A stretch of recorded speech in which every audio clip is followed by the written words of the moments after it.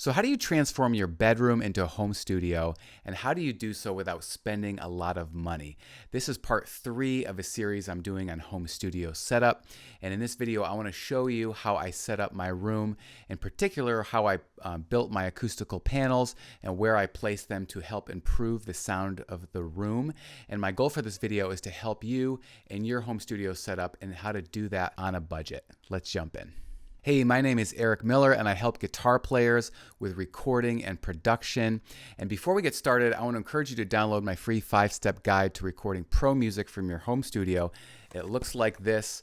Basically, it's a 5-page PDF that goes over everything you need to kind of start to get set up in your home studio. You can get that by clicking the link in the description below or visiting millermusic.co. Okay, so the first thing is, why do you want to treat your room anyways? And for this, there's really 2 reasons that I can think of, although there are probably many more. The first is to improve your recordings. So the less noise we have in our room, the better our recordings are going to be. So when I refer to noise, I refer to the bouncing around of sound in our room. So even as I'm talking right now, I can hear a little bit of reflections of my own voice kind of reverberating around the room. And the purpose of treating our room is to really deaden those or to minimize those, so there's less of those reverberations going into our microphones and into our recordings. Because when you go to apply effects like reverb or delay on top of all those other reflections, it just can sound really bad. So really the purpose is to really deaden those sounds. The second reason that you would want to do this is because it's going to improve your mixes, because this is where you are listening to music in addition to recording it. So my monitors are out in front of me here.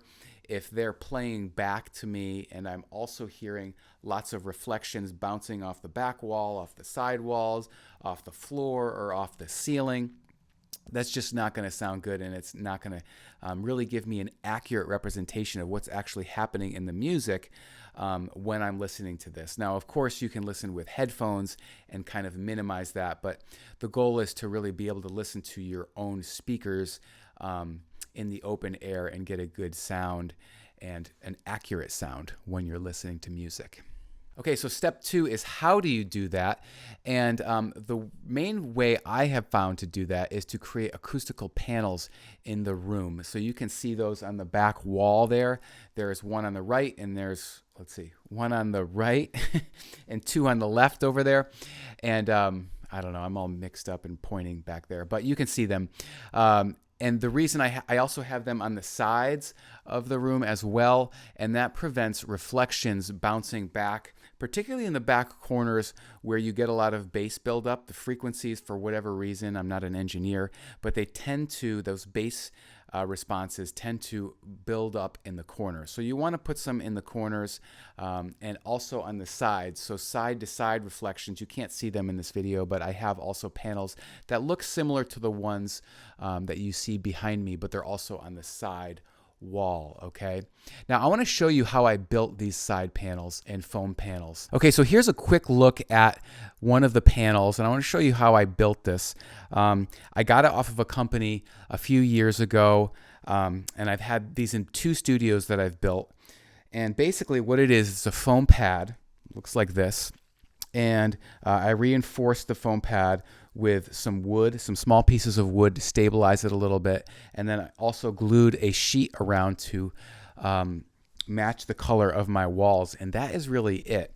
And I did a quick Google search. I'm not sure if the company exists anymore, but I know you can find something very similar to this out now. I think I paid $200 for all of the panels.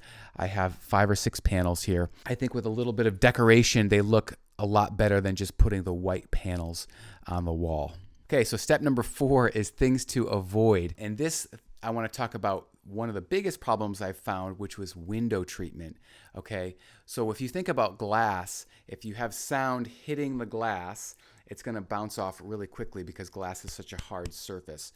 So anything you can put to in front of your windows to treat them would be very helpful. So you can see I have some pretty heavy duty kind of curtains there for the windows, both in the back and on the sides. But even if you have a simple curtain to put over the window, that will help a lot. Now, the second thing is to think about your floor and your ceiling. So you can see that I have carpets here in this studio, and that really helps to absorb some of the sound. If you have a wood floor, that's going to be a really hard floor. You're going to want to put like a carpet on that, because even if it's like an area rug, that will help to deaden the sound significantly.